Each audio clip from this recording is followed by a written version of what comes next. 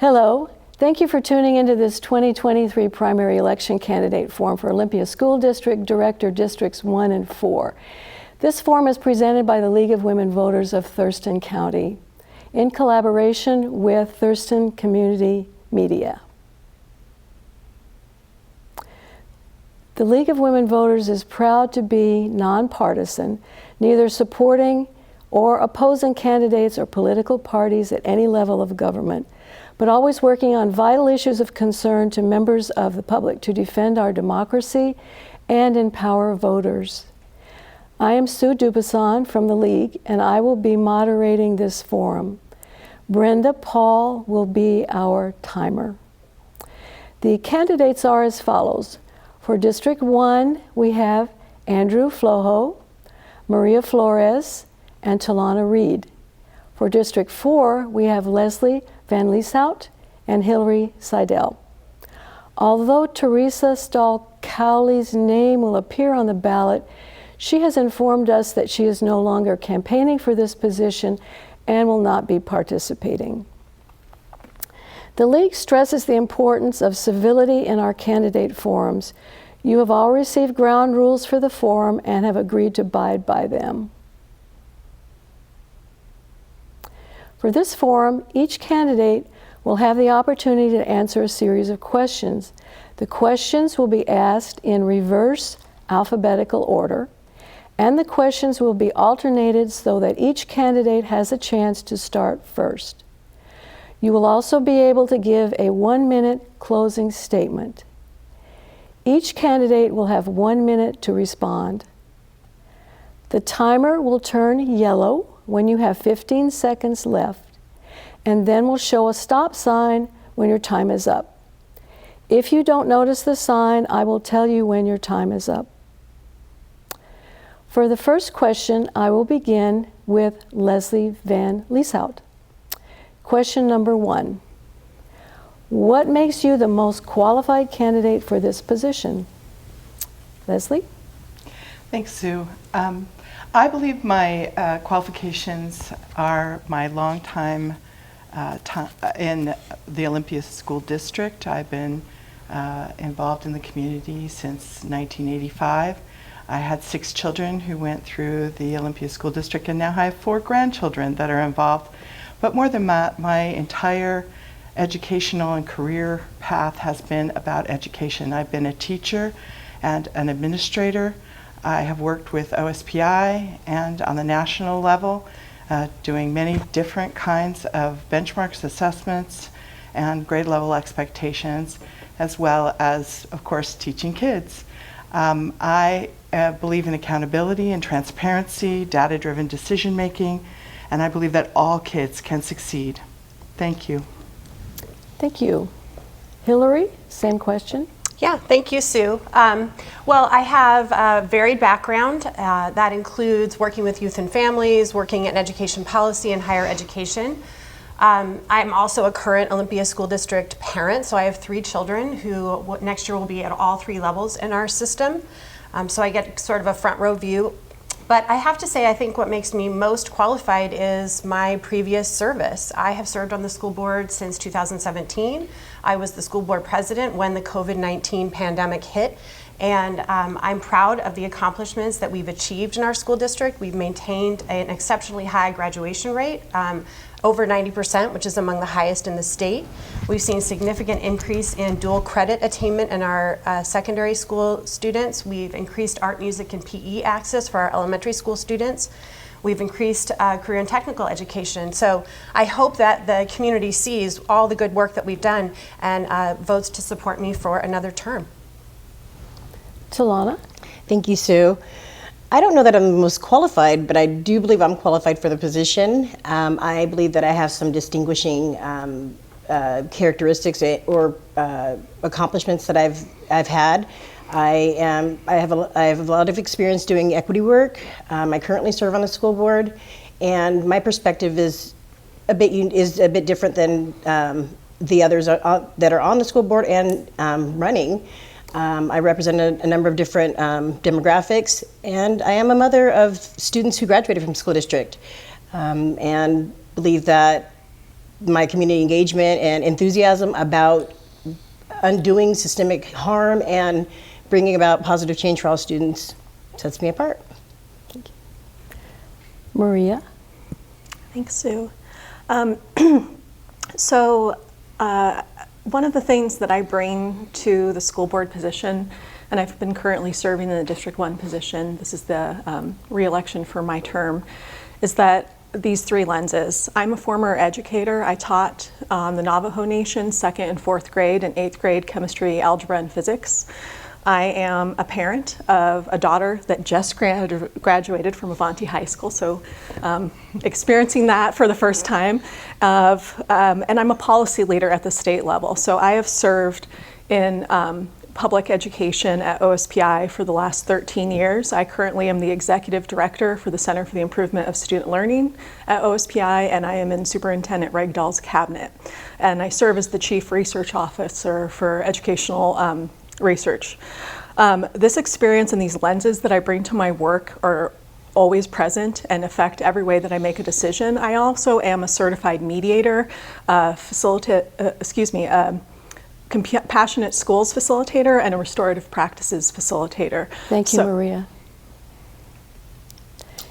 Next, Andrew.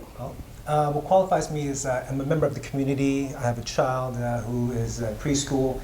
And I'm very passionate about education and the importance of an excellent education and how that has given me the ability to pursue my dreams and to take risks. And I want that to be taught to our children, and I want to bring that focus back on education so that all our students can have that ability to build the skills to pursue their dreams, and also to teach kids to have to build friendships and community within the school so they can work together. So learning these skills in those schools, they can bring that out into the real world. And that is what I want to see for our children. The next question, we'll start with Hilary.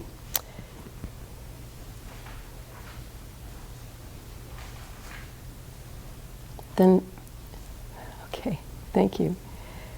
Here's the question, Hilary. Special education services are chronically underfunded by the state. How might this be remedied? That is such a challenging question, Sue, but I'm really, really glad that this is one of the primary questions you're asking in this, because it is critical for our school district in particular. We have a reputation for serving students well who have a disability status, and so as a result, we serve a higher percentage of students who qualify for special education services. And I think the way that we remedy that problem at the state level is we continue to work with our parent and family advocates to tell the story of the impact of what inclusive, well-funded special education looks like. Over the course of the legislative session, this last session, President Huffman and I worked with a network of about 20 family advocates who did really good work telling that story, and I do believe that that is part of what contributed to a higher percentage of special education funding in the resulting final version of House Bill 1436, but it wasn't enough, and we still have work to do. And the good news is we still have that network, and they're ready to get to work. Talauna? So currently serving on the school board during the budget process, this topic came up quite a bit, and I agree with Director Seidel that our just continuing engaging our parents and caregivers with the legislature is going to be important. I think engaging the entire community is going to be important also. I think as a district we could do a little better job of educating our community on these issues. Not waiting till the session starts to cast the net, but we could start now. Getting them involved and engaged, and just encouraging them to talk to our legislatures. The parents and the caregivers in this community have a vested interest. They are the #1 educators, and I think their voices matter the most when it's time to approach the legislator with this topic. Maria? Thanks. Well, and I agree with what Director Reid and Director Seidel said. A couple of specifics. So I serve on OSEC, which is the group of parents of students with disabilities, both IEP and a 504 plan. My daughter has a disability and has since kindergarten, so I'm a fierce advocate for special ed. Put it frankly, the legislature owes us, because of an arbitrary cap of 13.5% on how many students can qualify for special ed, approximately $9.8 million. We pay for that out of our local levy. Our local levy is designed for enrichment purposes, so the state is systemically underfunding us $9.8 million for qualified students who have disabilities. So this is unconscionable. That is the advocacy that we've been doing to show who the students are, who their families are, and what it means to not be able to fund them sustainably. We were able to advocate to get that cap slightly improved to 15%, but that is an arbitrary standard that we're going to continue to fight in the legislature to make sure that it's basic ed is funded, and special ed is basic education. Thank you. So could you repeat that question again? Yes. Special education services are chronically underfunded by the state. How might this be remedied? Okay, so we want to focus on, I want to address that also, but I also want to bring back a focus on the Olympia School District has a budget deficit. And I want to bring back a community that has left back into our school district to bring our budget back up and to save the schools from the possibility of closing schools. That's something I don't think should be on the table. Closing schools would mean costing teacher careers, shifting students to other schools, and that could be very disruptive to a community. So I want to prevent that. I want to come to the table and look at these policies at the same time being able to address the issues of special education. We need that community to be brought back in, and I think we can do that. We can address all that together by looking at the policies that we have in place. Leslie?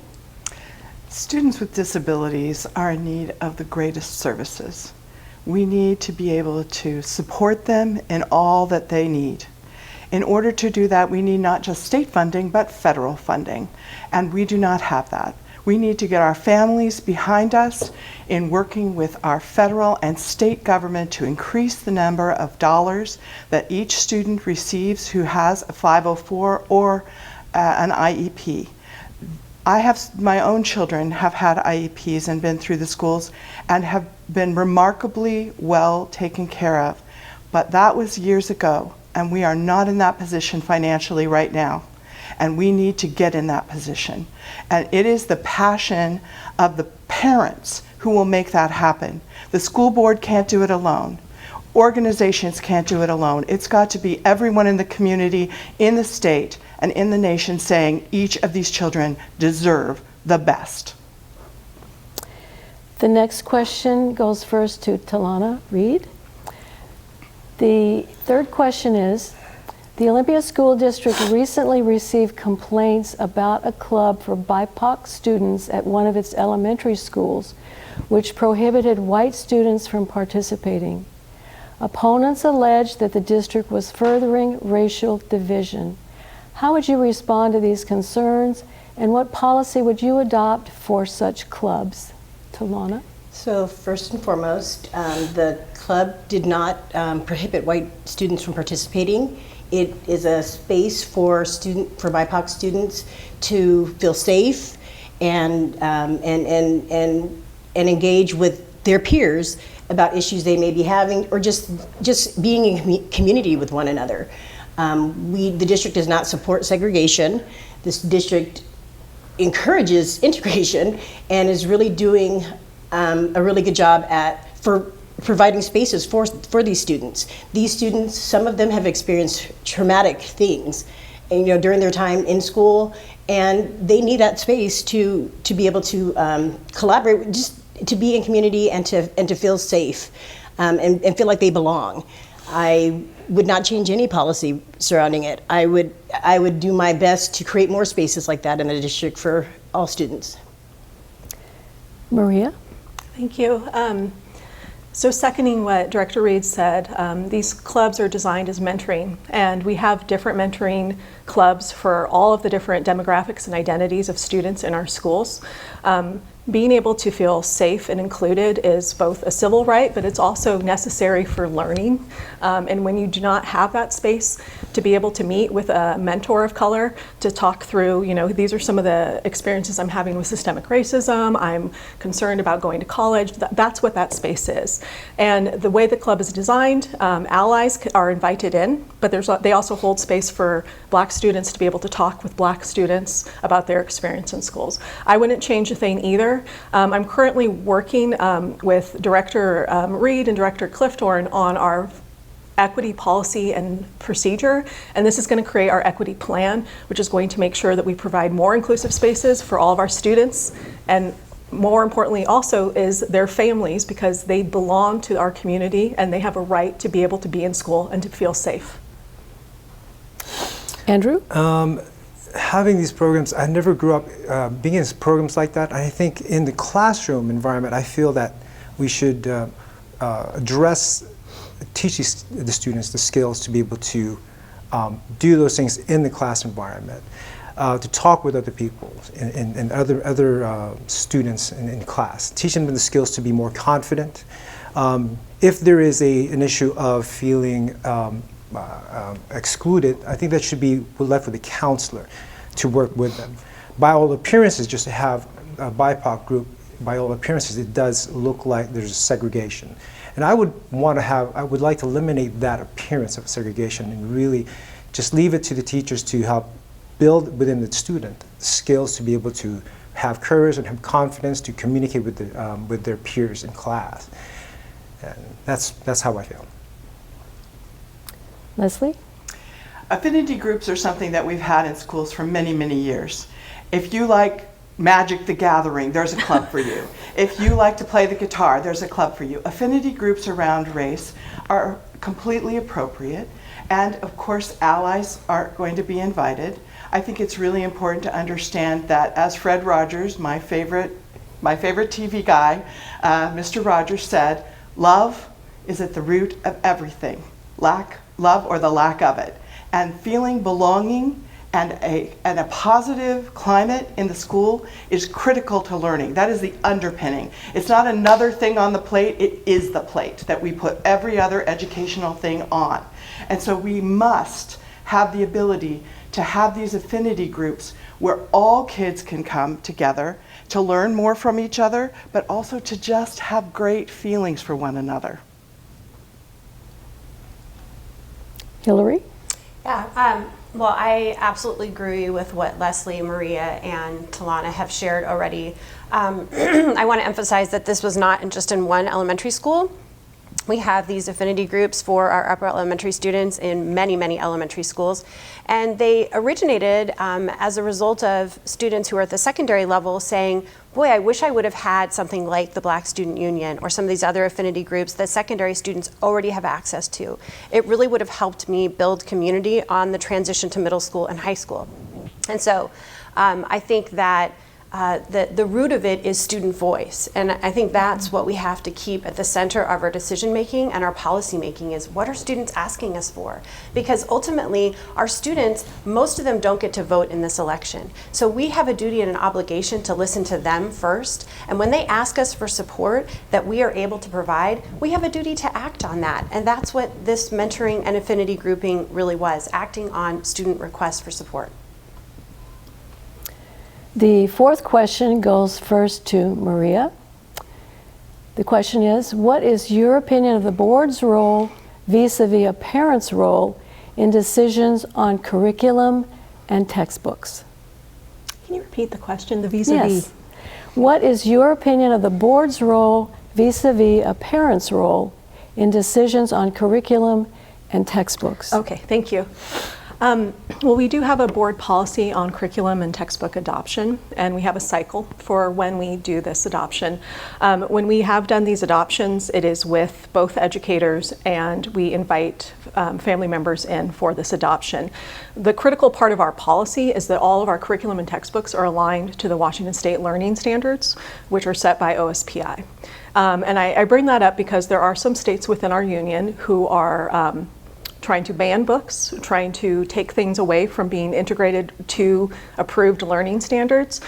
So my opinion is that educators and parents are already part of this role of adopting curriculum, and it is essential that all of our curriculum is inclusive, it is vetted and aligned to the standards set by OSPI, and that students are able to see themselves in the curriculum in order to learn and to be successful. One more time, could you repeat that question? Yes. What is your opinion of the board's role vis-a-vis a parent's role in decisions on curriculum and textbooks? My opinion is that when the parents, I think the parents' concern right now is dealing with the possibilities of closing schools, our budget deficit, and we need to come to find out what kind of curriculum can advance the standards of education for our students, so that people outside who've left the school district feel happy with the curriculum.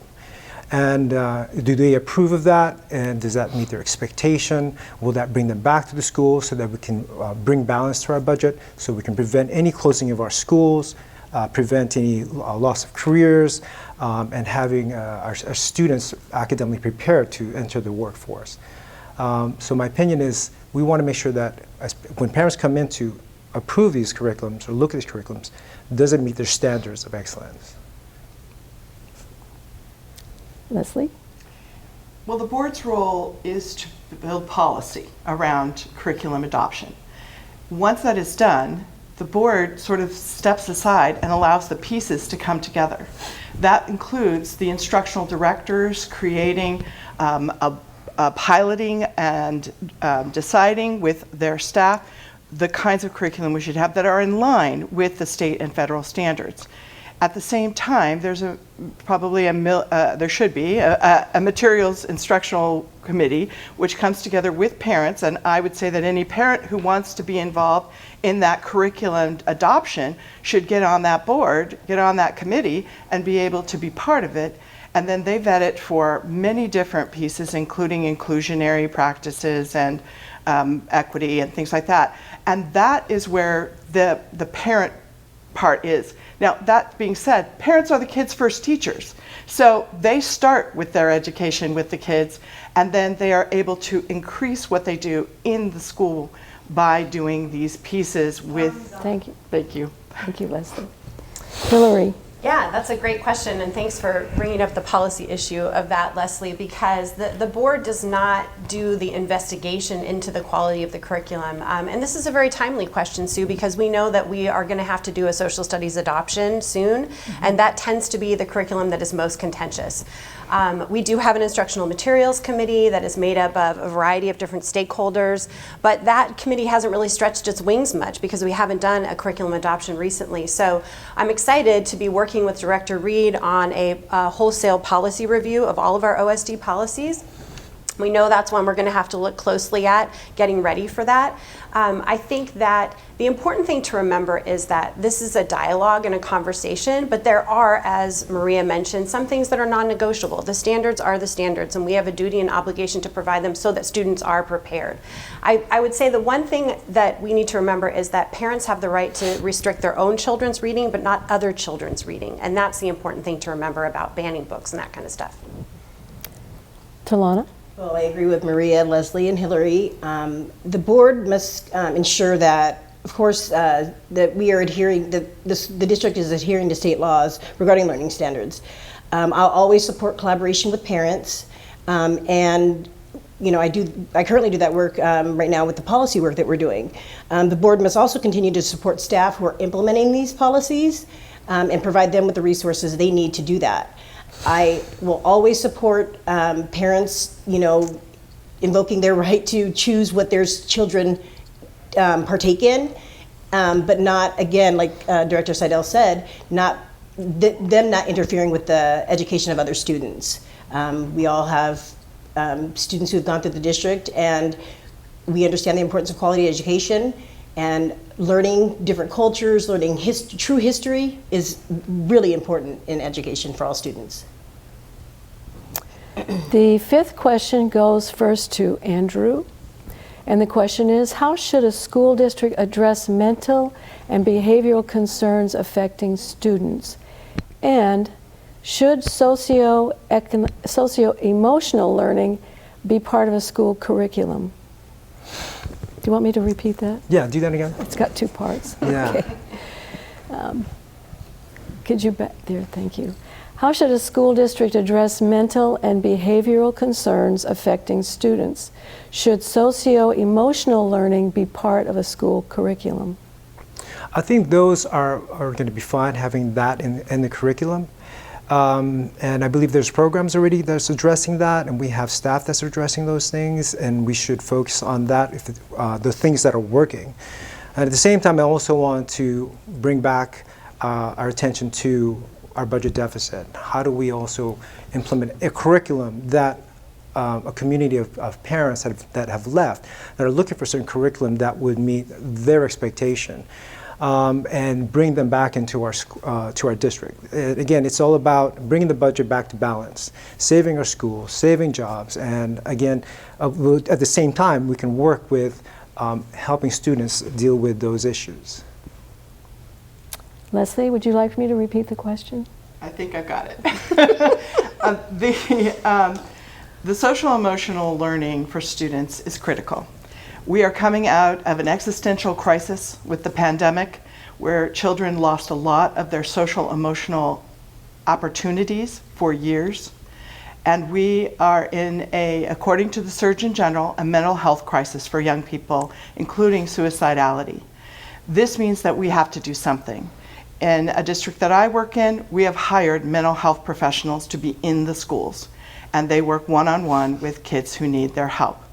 At the same time, a social emotional learning curriculum, which meets the Washington State benchmarks and standards for social emotional learning, is also vital. That is discrete, specific learning that then is brought into every aspect of the school, so that kids have the ability to understand social awareness, their own personal awareness, have goal setting and positive thinking. These are all part of the standards. We must do this to keep our kids healthy. Hilary? Well, thank you. Well, first off, I'm really proud of the fact that our strategic plan calls out the mental, physical, and social wellness of our students as being a priority for our district, and that was before the pandemic. So it was really critical as we thought about how to make decisions during the pandemic to remember that. We do have a really great partnership with Behavioral Health Resources, and they do provide mental health counseling in our schools. It's not enough. They don't have enough therapists. In our district, we use Second Step. I'm proud of the adoption we've done of that since I was elected. We also have a special teacher on special assignment to support teachers as they learn how to teach that curriculum. And we've also added additional social workers and social emotional coaches in all of our elementary schools. It's not enough. We know that our kids need more, but I'm proud of the investments we've made and that we've held on to those investments during this difficult budgeting time to make sure that we're prioritizing the supports that kids need to keep them mentally and socially well, so that they can keep learning and achieving. Talauna? Well, I support the investments that the district has made into social emotional well-being of our students, and I think that in itself is crucial in the development of our students, having a healthy social emotional well-being. I think that continuing to fund the programs, the district will be doing its due diligence in supporting the students and providing the resources for the teachers also. There's not a one-stop shop answer to this, but continued conversations is important, and listening to the needs of the students. We see that they've been traumatized by a number of different things. We as adults have been traumatized. So if we're not able to process it, how can we expect our children to process these things without the support they need? So I support continuing to fund these programs and doing better and learning from our past endeavors. Maria? Thank you. And I agree with what Leslie and Hilary and Talauna have said. This one feels really personal. I have had a lot of, I've known students who have been in the place of suicidal ideation. We lost 2 students this year to Olympia High School. And so, of course, social emotional learning and providing for behavioral and mental health is required for public education. We put in integrated student supports and multi-tiered systems of supports in our reopening plan. So this is basically where we universally screen every student to see how they're doing, both academically and social, emotionally, and behaviorally. We invested in additional social workers and we maintained that. We funded them one time through the ESSER federal funding, relief funding, and we're continuing to fund them, and that's essential.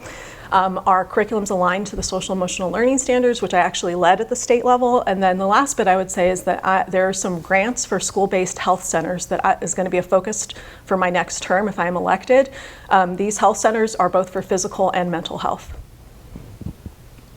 Thank you.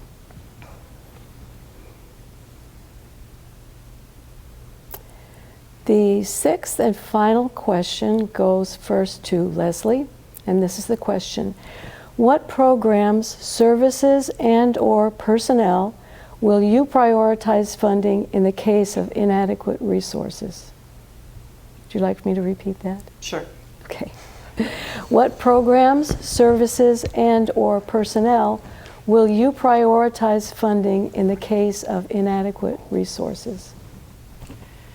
Students do best when they are in a caring environment. In order to do that, you must have them know the staff. So funding the staff is going to be the first thing that I would say must be funded. What are called MSOCs or other things that are not salaries for people who are working with kids, those can be limited, gone down, and reduced. But staff needs to be at the schools. We must fund our teachers and our paraeducators, our food service, our bus drivers. We have to be sure that every student has the ability to get to school, be at school with a caring adult, and leave there with an academic understanding of everything that they need to be able to graduate on time and create a post-secondary plan. In order to do that, we need people, and that's got to be the critical piece that we have. Hilary? Yeah, thanks for asking. We've just recently been through that conversation, and I can tell you what I have learned, I think we have learned as the group, is that we do best when we listen to people from different aspects. One of the things that I heard from students, let me back up, we didn't have enough student responses to our budget survey when that went out, and so President Huffman and I coordinated listening sessions at all of our secondary schools. So we met with secondary students and asked them what they wanted us to prioritize. I also personally went out and met with almost all of our elementary school PTAs to find out what their priorities were.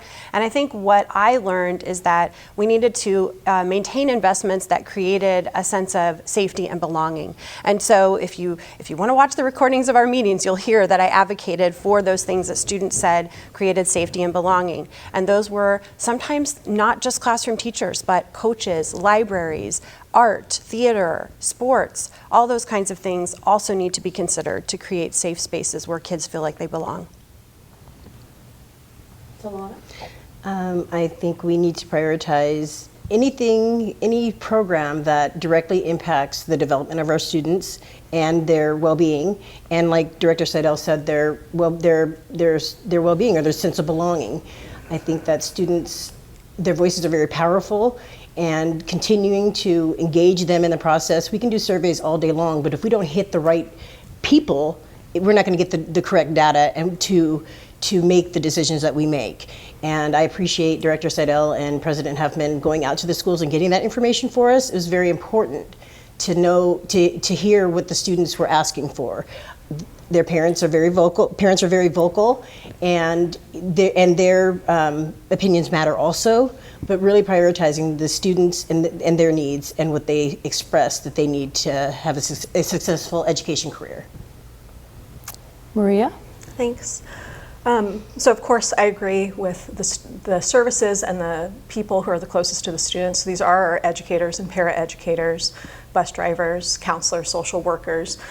And along with that is honoring our union partners and our collective bargaining agreements so that we have been able to retain our educators. We are really lucky in Olympia School District that we have some of the most tenured, experienced, and educated educators in this region. programs, it is always going to be academic programs, and then of course the necessary behavioral, mental, and social emotional learning sort of supports for students. This is something that we were able to reduce, but central administration, we reduced that part of the budget significantly, but we had to also maintain essential services so that our schools can function. They are the furthest removed from our individual classrooms, and they're also essential. So educators, social, emotional, and mental health, and then of course maintaining a functioning district office.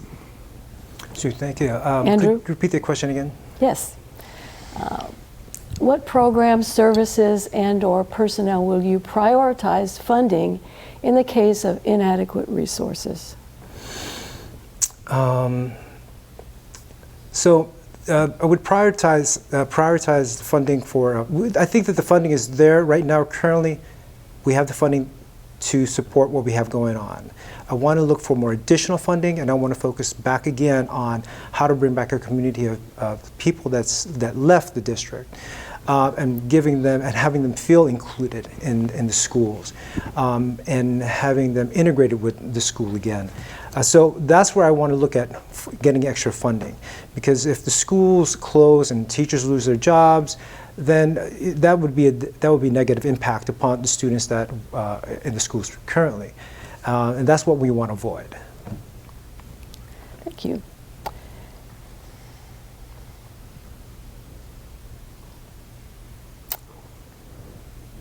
To wrap this up, you will now each have 1 minute for a closing statement, and we'll start with Hilary.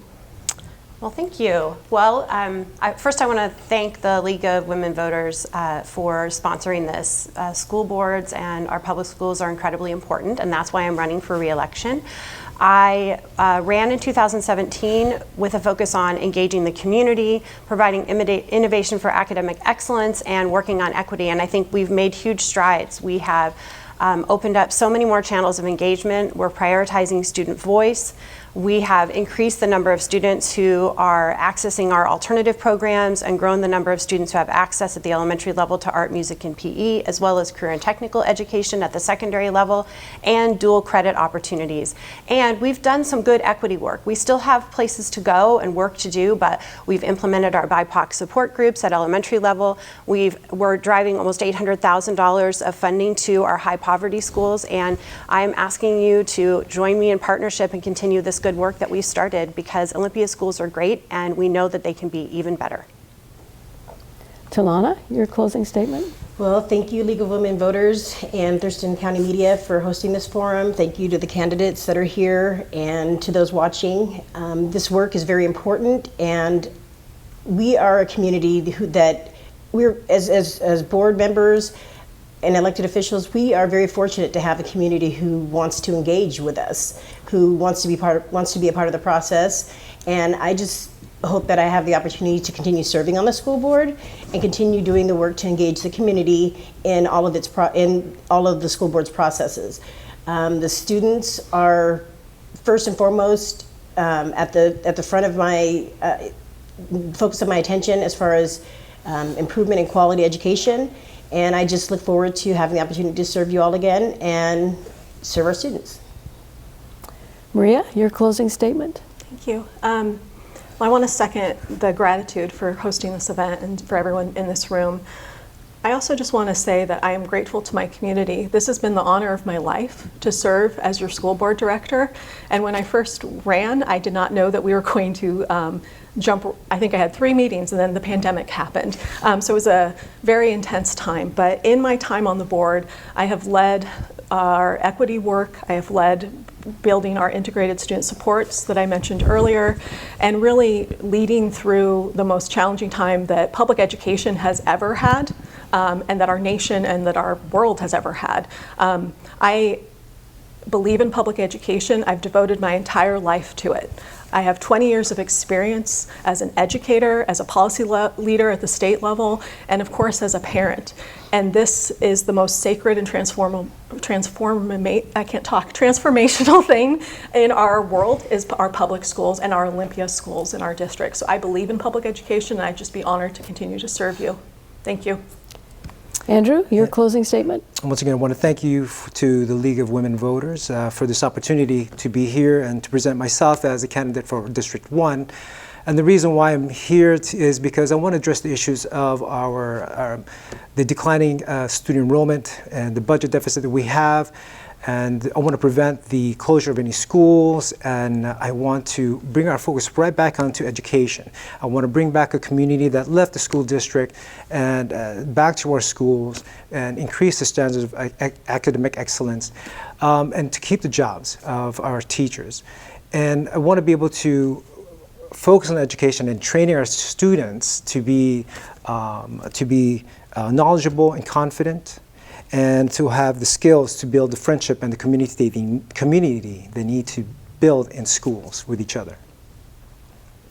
Leslie, your closing statement. Well, I want to thank everyone for this very wonderful academic and civil process that each of you have been involved in, from the people who are watching to the League of Women Voters. I also want to say that education is the great equalizer. It creates equity across America. It is what makes us different than many other places, because our children have access to a free education. And it is a challenge and a delight to have been my life's work. And I want to say that without it, we would be suffering. We would be suffering as a nation and individually. We must work together in a civil discourse to make decisions that benefit children. We must have our thoughts toward the kids. We need to, when we're making hard decisions, when we're deciding whether or not to close schools, whether or not to have a program, whether or not to fund something, what is going to be best for the kids? How do we make it so that all kids are winning? Thank you. Thank you, Hilary Seidel, Talauna Reid, Leslie Van Leishout, Maria Flores, and Andrew Flojo for participating in this forum. We thank TCMedia for producing and airing it. We encourage our viewers to be a voter in the primary election beginning July 14 through primary election day, August 1st, 2023.